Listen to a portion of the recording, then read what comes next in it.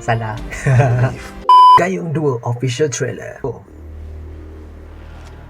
Macam mana boleh tak ada orang kat dalam ni?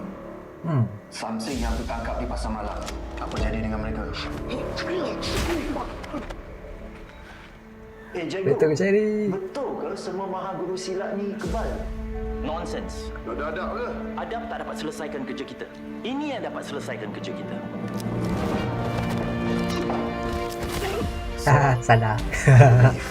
With careful planning and your support, this can be done. Look, there are already enough bad people running around in the streets. Why do you want to start aiming your arrows at your own kind? Malcolm is not our kind. He's corrupted, sir. True. Do you have any proof yet? No, not yet. Kata abang nak melakukan perkara yang betul. Demi Tuhan. Demi diri kamu. Demi keluarga kamu. Dan demi rakyat. Jadi sekarang, abang masih melakukan perkara yang betul.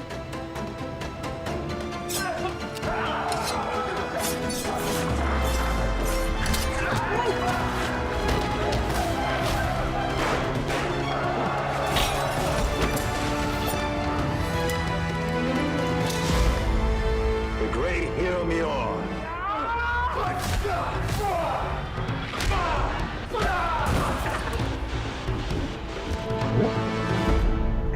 Dia tambahkan dengan tu macam dalam trailer yang dulu tu. So itulah dia trailer Gayung 2. Satu lagi filem tempatan yang saya look forward untuk tonton dan mendoakan yang terbaik. Daripada trailer ni nampak ni macam dia nak guna approach yang lebih berbeza sikit daripada Gayung 1, yang mana Gayung 2 ni akan lebihkan dia punya action.